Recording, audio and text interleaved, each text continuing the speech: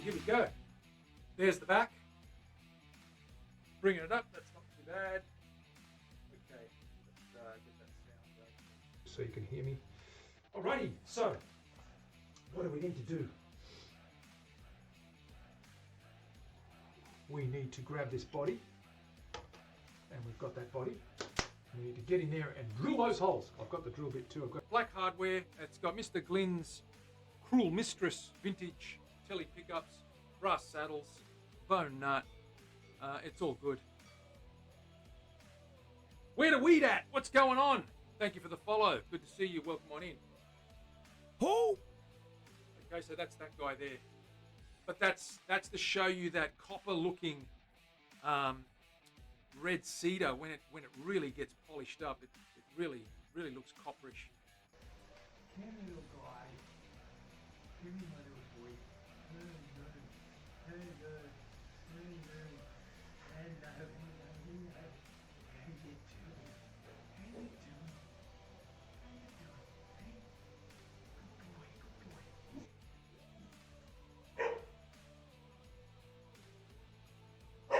Go on top. So that's what we did there. That back's going to be sensational. That is so smooth. Very smooth. Ha! Absolutely.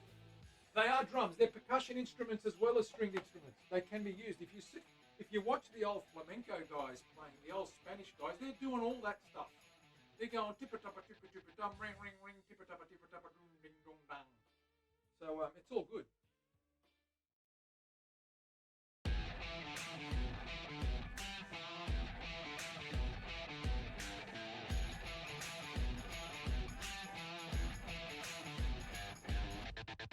Right, here we go. Howdy folks, how's it going? Welcome on in. Friday. Thank God it's Friday. One day to go in this week. Well, one day to go in the workshop, but we're traveling along quite well. Let's catch up to where we're at. Let's see what we're up to. So we've got our blocks in. Let's have a look at those. So first things first, we've got our braces shaped. Okay, we've got this thing voiced.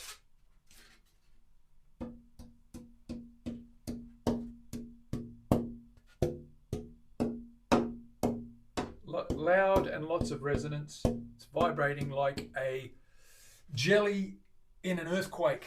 It's shaking like crazy. That's good. We've got our blocks in here. We've got our neck, and we've got our new little truss rod cover.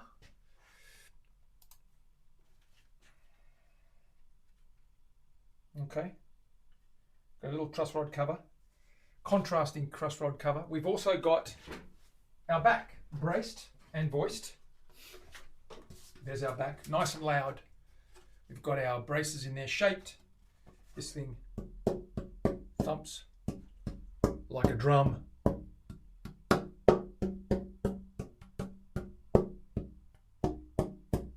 All over the place. I can feel that shaking through my hands, so that's nice and vibrant. We've got our back there. All coming along. And now we need to cut the sides to the right profile on the body. So let's have a look at what we've got with the body. We'll flip over to the cameras to the little body in there, which you can see with the blocks. We've got the blocks in there. Tail block, head block or neck block. And what we've got is, we're just going to open this up and take that body out. We're going to lay, I've got a profile here, a template that's thinner at one side than the other. We're going to wrap that around the body, and we're going to mark where the top has to be cut at the right angle and get that to the right height so we can start thinking about linings, okay? The kerf linings and angles and things. Dana, what's going on? Dana's in the house too with Tom, and Leslie's here as well. G'day, g'day. Good to see you. Nice of you to drop in. A little taller at the tail, and yeah, it's about 4 3/4 inches at the tail, and it's about 3/4 of an inch taller. 3/4 of an inch taller. It doesn't seem like much, but it's almost an inch. About 20 millimeters, I'd say. So it's about 3/4 of an inch or so. Hey Terry, what's going on? Good to see you. So let's open this up and have a little look at what that looks like. It's going to spring out a little bit. If I leave these in, it might, well, they're going to fall out because this thing's keeping them together. So what we'll do is we'll take the clamps off here. I've got to take it out and glue that profile to it. We'll loosen these guys up. Loosen this guy up. The good news is that whilst the belly or the waistline will pop out a little bit, spring out, the ends are now glued together, so it ain't going to move. So we can start getting that referencing and that cutting of that side down to size. Okay, unlock the magic box. Unlock the magic box. Pop this guy out. Like so. Doesn't got a lot of spring in it, a little bit of spring, but not much. Still a little bit of spring in there, a couple of millimeters. But there's our box there. You can see the gap there, which we will close up. The bottoms are matched. Tom will be happy to know. Look at that bottom there, Tom. Nice. To that peak, we're going to have a nice little contrasting tail piece in there as well. So we need to basically get this guy measured up now. What I'm going to do is I'm going to lay that down on the table there, on the bench. Let me just put this guy back together again. At least so it doesn't fall off and break a toe. I don't break a toe or something like that. Okay. Let's pop that guy up here.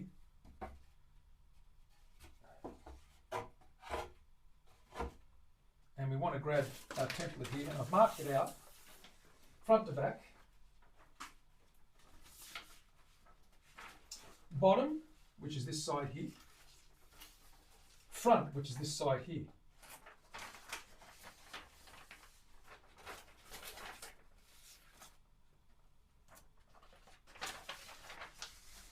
Like that.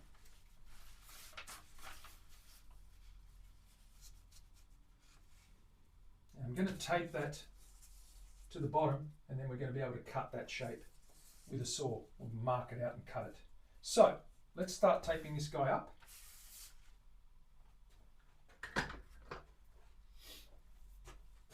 Put my glasses on because I can't see jack without them.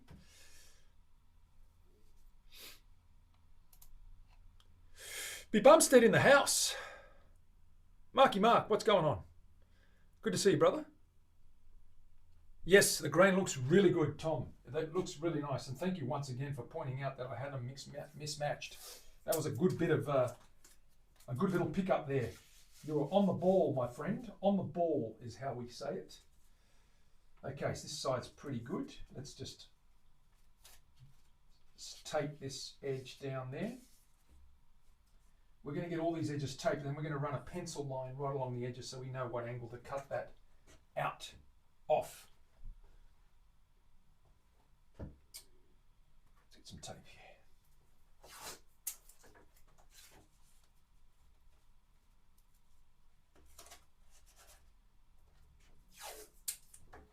Am I making sense, Terry? Do you know what I'm doing here? Is it all making sense? Or is it nonsensical?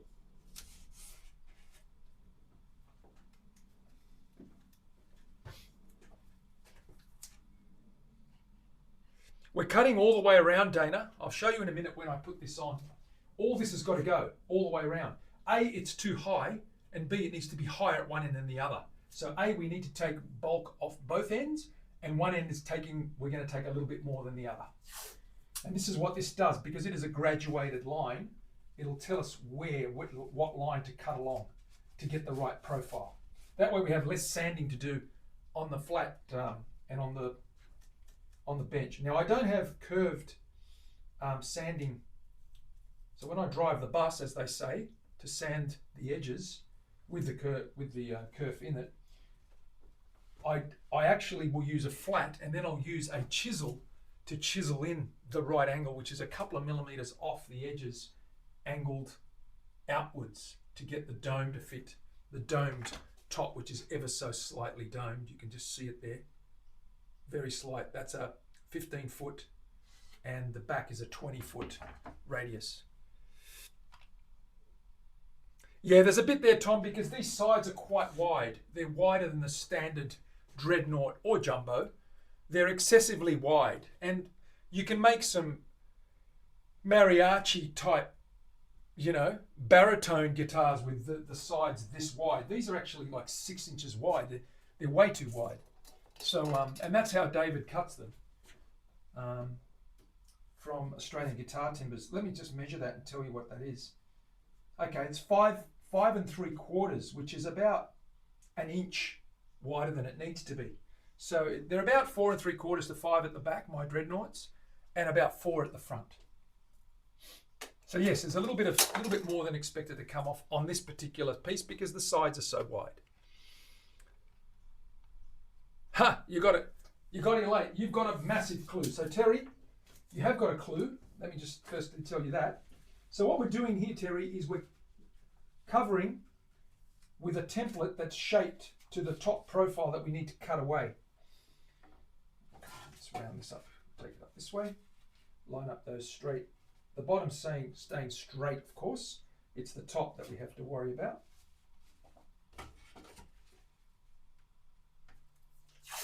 That's the part that's getting cutting away. And I'll show you in a minute. You'll be able to see it quite clearly, what I'm doing here.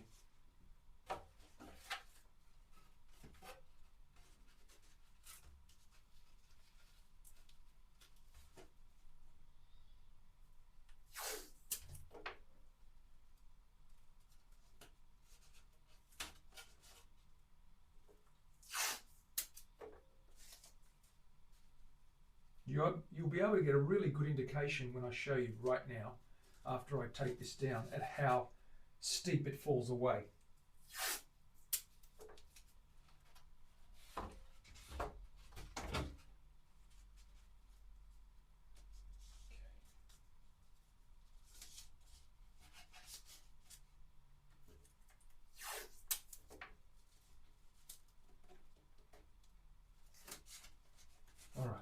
Let's have a little look at that.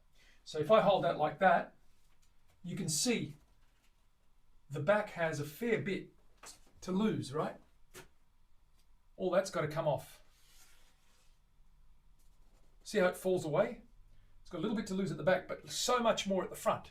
But you can see the white piece of paper will be what the sides end up looking like. So you can see it's narrow at the front and it's a little bit wider at the back.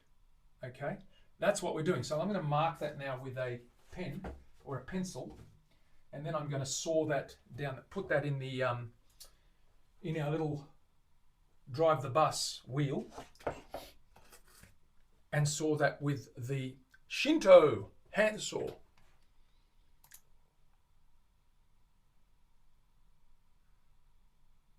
Yes, BTM.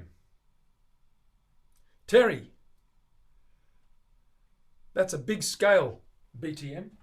Mariachi style. Is that what you're talking about? Well, we're doing an acoustic bass. We can actually build a massive acoustic bass with these big sides. That would be a nice 34-inch scale, a full-size bass baritone. Or even just an acoustic bass, a 4-stringer. It would be really good, I'd say. Okay, Terry, the width has to come down at an angle because when you look at a guitar,